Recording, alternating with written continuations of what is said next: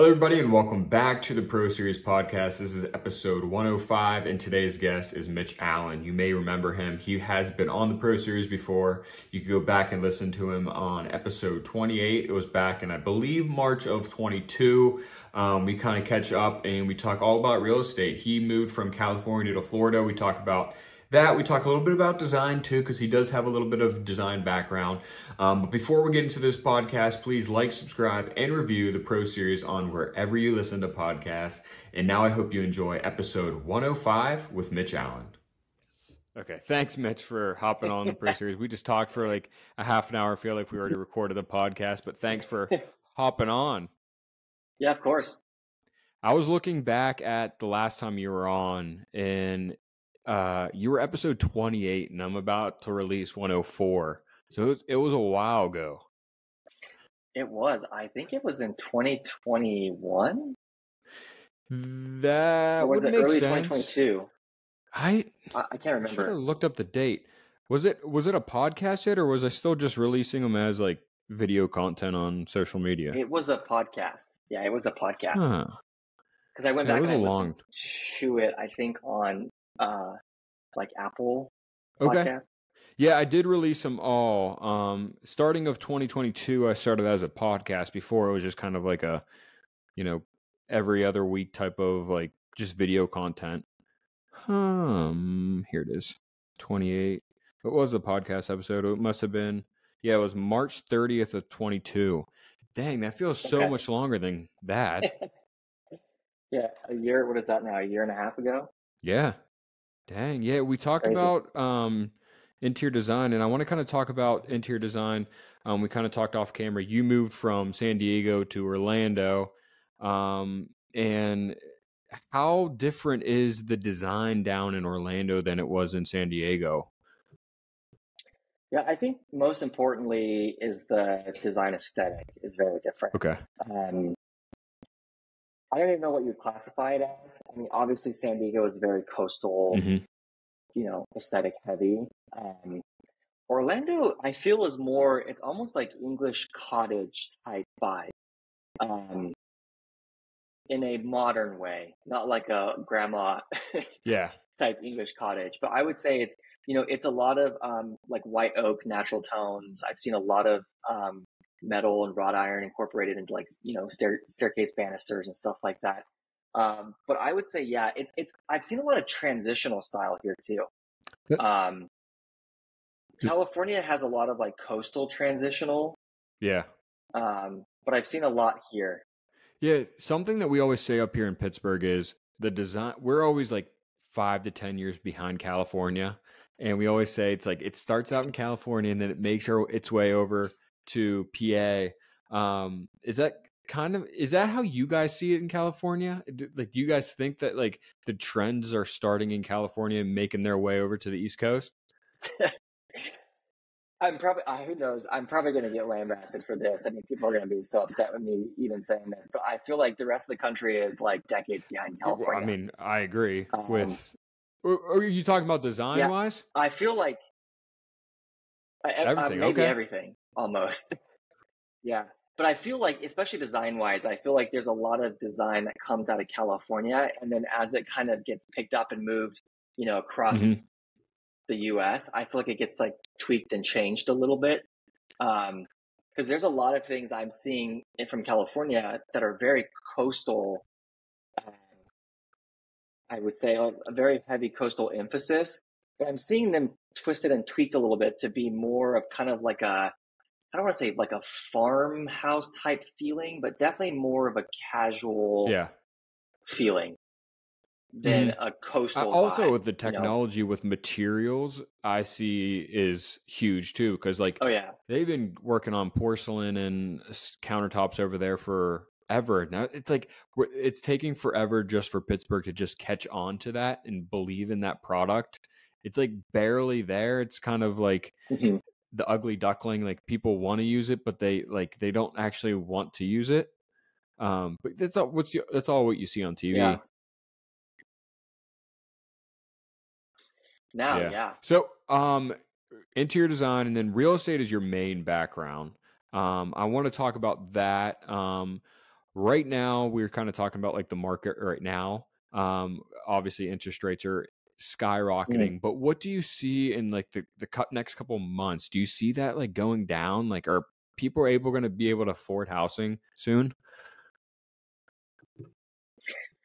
Yeah, I think there's going to be a few things that happen. I think, the federal government did a really big, aggressive change to interest rates. Well, not directly. Interest rates are obviously Mhm. affected indirectly through the bond market. So the federal government changes their base rate and everything. So then it's like a trickle down all the way to interest rate. So when the federal government made their changes and started increasing their base rates on everything rather aggressively, we Mhm. saw interest rates climb quickly.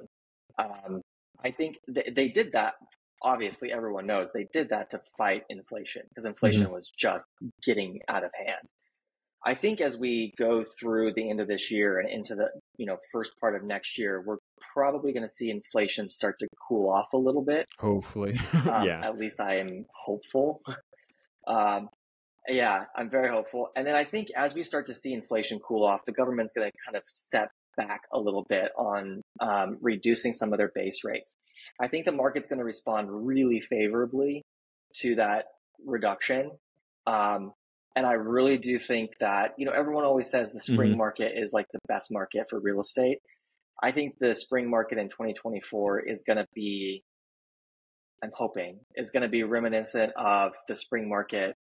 I would actually say summer market of 2020, where it just became like a buyer frenzy and everything was out of hand. So I actually have been telling a lot of agent friends that I know, like, if you're not doing the things right now in your business to like get ready, Yeah. you're going to be behind the So curve and you're going to miss it.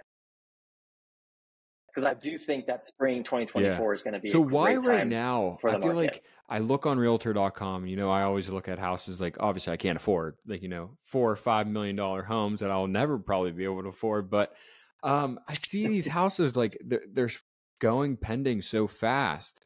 But like how do you think it's just the need of someone buying a house, or why is there so many people still buying houses?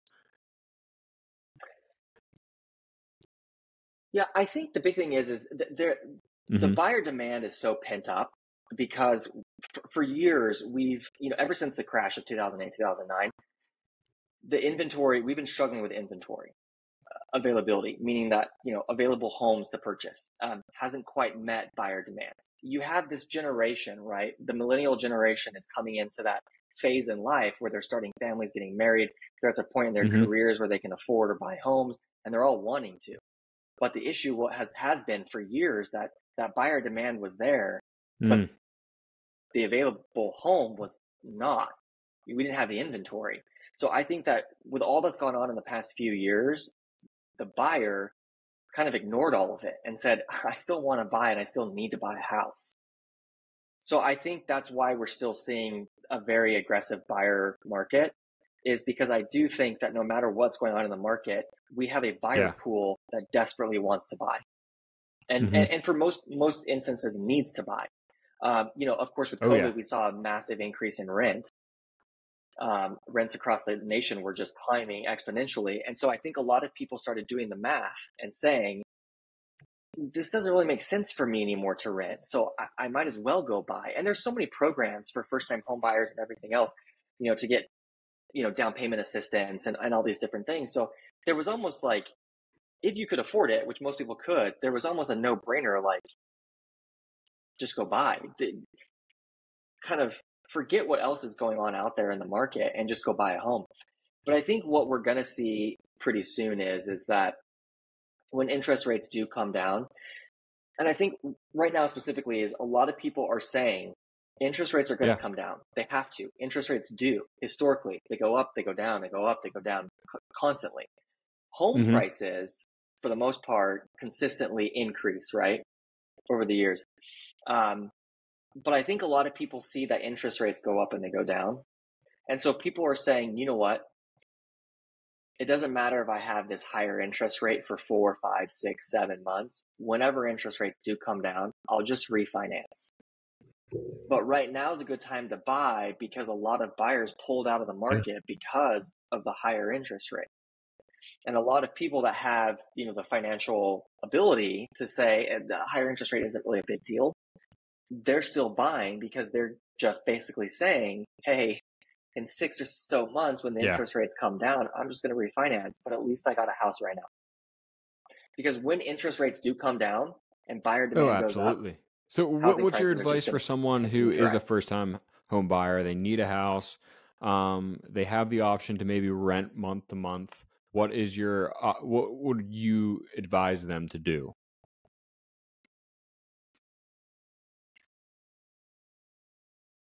The first step always when you're like in the home buying process, the first step always is to reach out to a real estate agent.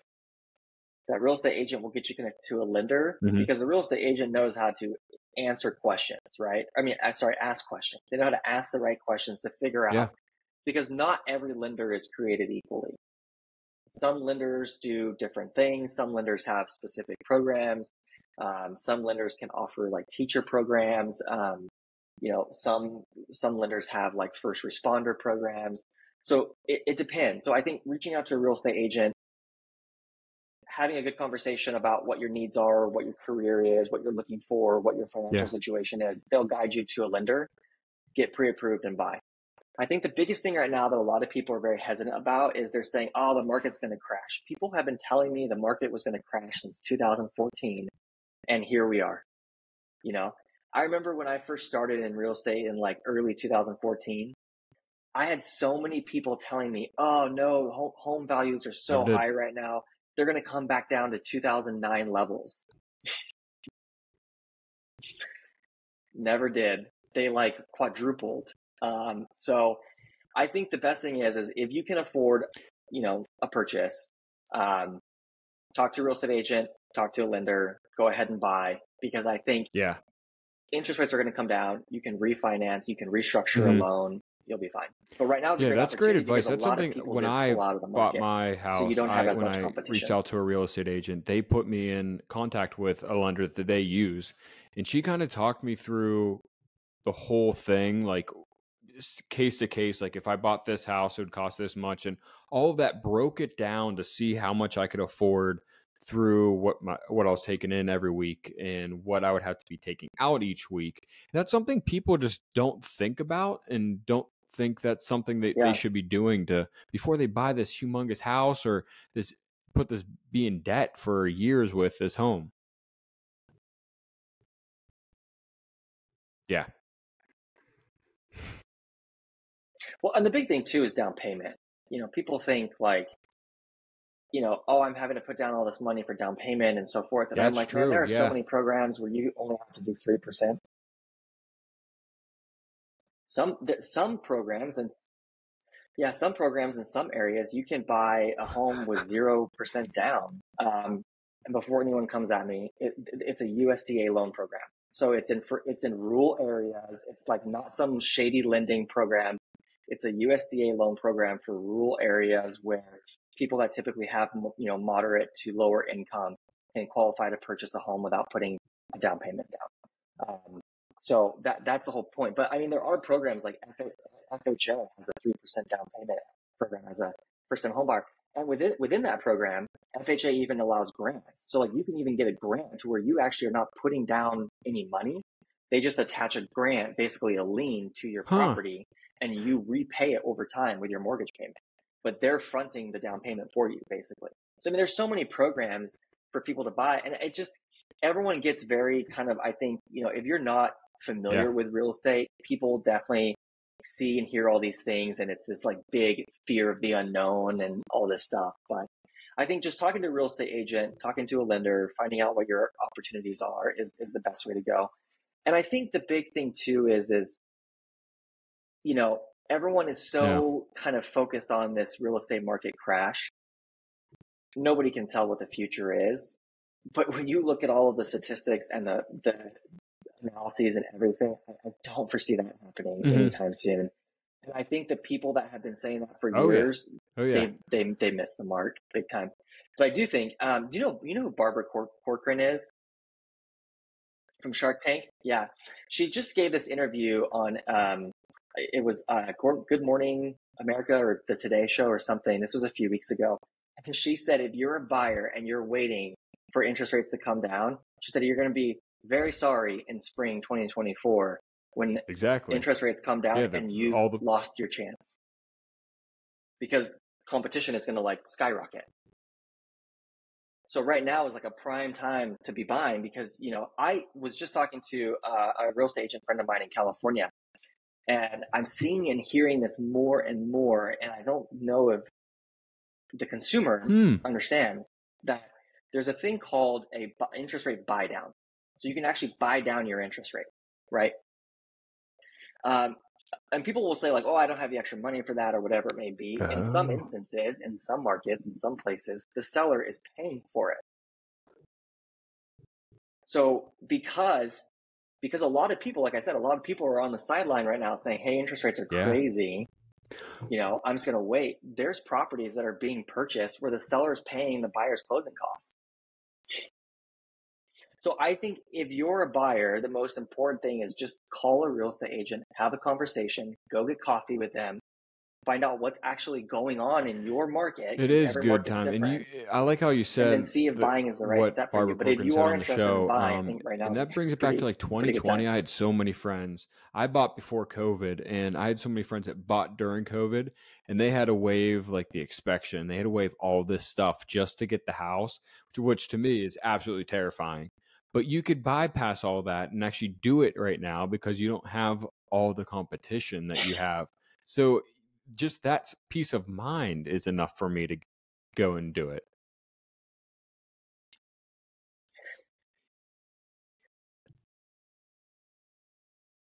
It's huge. It's huge. And I remember in 2020, when the market really started to take off, I had a client call me and she said, hey, Mitch, I just saw this listing. You know, you just sent it to me through like my automated system. It was a brand new listing, had just been listed. And she was like, I really want to go see it. And I'm like, cool. I'm like, and as an agent, we can see when a house was like posted.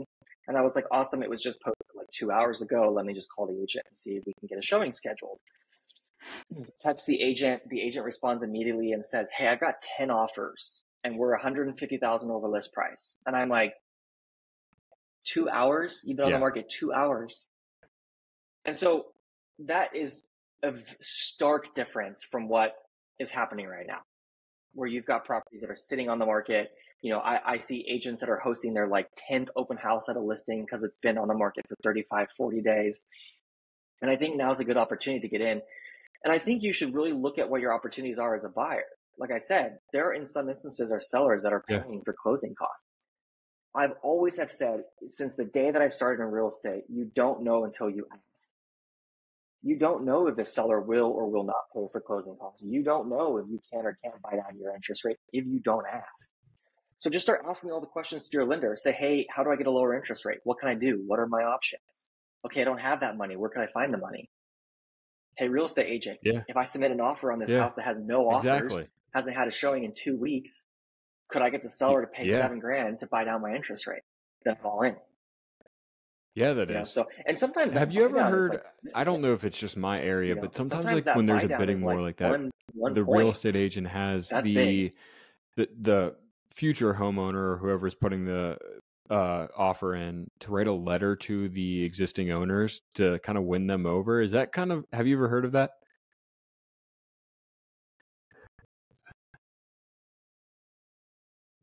Okay.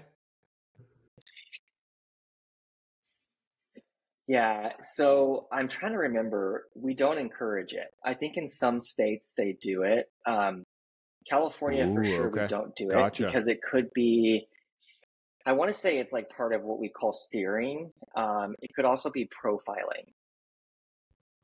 And so if I remember correctly, I think there was actually a lawsuit in a state a few years ago where the seller did not accept an offer from a buyer that had submitted an offer. That makes sense. Or like a letter with it. And that buyer sued the seller saying that because they like profiled them, they didn't accept their offer. Yeah. So I've done it in the past. You know, what I've done as an agent is I reached out to the seller's agent and I said, hey, my buyer would like to submit an offer. Would your seller be willing to accept an offer with a letter attached to it? please let me know what your seller says. And if Yeah. this, if I get a response and the seller's like, yeah, no problem, not a big deal, go ahead and submit an offer. I I think never thought honestly, I about think I've that. done it And like I 3 know times I in know my many whole people that career have, because it's looking you're at walking a bigger very properties, fine houses that line have a of lot of like, acreage and stuff, is and this they'll actually appropriate or walk not the property appropriate? with the actual homeowners, with the agents. So, like, I mean, you're seeing them, and yeah, okay, that's true, but they're also seeing them. Yeah, that's common. That's common. Yeah, it makes sense. Yeah, Yeah, I mean, yeah. There's something to do about a letter in writing. I don't know what it is, but it's really discouraged in a lot of markets. Yeah, I think yeah, in that hmm instance, of course, when you're talking property and warehouses and stuff. I mean, as a listing agent, I tell my sellers like, do not be present. Like, period. Like, don't be present. If you want somebody to be there because it's a big property and they're going to have a lot of questions, write down everything you possibly can, and then I'll be present. And if I have an answer, I'll answer it. And if I don't have an answer, I'll write down the question and I'll give it to you, the seller, later, and you can answer it that way. But I just really discourage for multiple reasons, but oh yeah, primarily I think absolutely. a seller I shouldn't be I don't present know why because a this popped seller into my head. may It's or not really may exactly what we were talking possibly about, but say during something COVID, like the heat of it, that like could come everybody's back still wearing to masks and bite them. everything. I went to go see a house of someone, and the homeowners had a bunch of cameras everywhere, and their agent was there. It was an open house, and someone took off their mask. The owners called their agent to tell the person walking through the house to put their mask Mm. back on. I don't know why that just came in my mind, but that's nuts.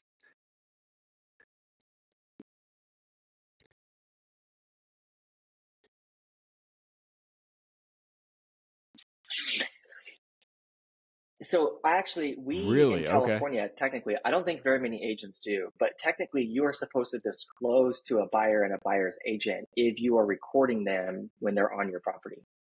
But before you're technically supposed to do it. There's some sort of like Exactly. civil code or law or something that says you're supposed to do it. Most agents don't do it, and I have, because I'm like, man, I don't want that to like come back to me later and be like, hey, we were recording you, and they're like, well, you never told us. Yeah, I mean that would make But sense because yeah, if when you you're go into a technically store, it supposed to says if be you're recording because they made have to by aware law, if you're being or if you're on a recorded phone on call with someone's a company. property Yeah, during like a they have showing to or an tell open you house or it's like a something. recorded Yeah. line. So I mean that would make Uh, sense. yeah, under surveillance. Yeah. I'll never forget. Yeah. I had this seller who called me. This was like 2015, I think it was. We disclosed to the buyer's agent that we were recording, that the seller had cameras and stuff. Well, the buyer's agent didn't tell the buyer, apparently. Yeah.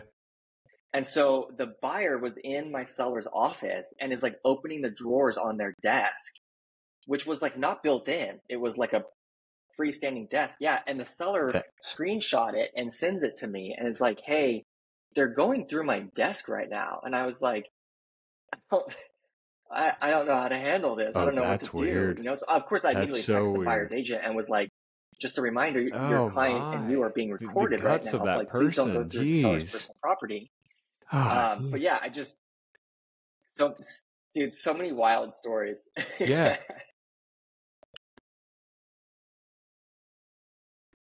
Yeah, but I was shocked that the buyer's agent didn't even tell them. I mean, the buyer's agent That literally also texted me too, back and just was like like, "Oh my the gosh, I person completely itself, like forgot to tell my what would client. make I'm you want to so do that? Like if sorry." it's a Blah blah blah. built-in, And I like you was just said, like, that "Well, makes can you sense tell because them now?" like at least Because me, I'm looking at the drawer glides and is it a dovetail drawer, all of that. But if it's a freestanding piece of furniture, why are you going through that? Ah, yeah, like my storage gosh. space. Oh, Yeah, well, thank you so much for hopping on today. Coming on for a second yeah, man. time, definitely always People do welcome wild, back. crazy things. Hope you have a great time in Yeah, Florida. We'll hopefully, once we have you back on, see if you're staying or not. We kind of talked about that beforehand. Uh, see what your next adventure is, but Thank you so much for hopping on today. I want to finish off on where people could follow you on social media and contact you. Yeah. Yeah. Okay. Yeah. I think I'm everywhere on social media as Okay, stuff Mitch cool. does. Awesome. Everybody go follow So him, pretty and simple. can't wait to get this out. I think I'm only on Instagram. That might be Perfect. the only platform Thank you actually. so much for hopping on.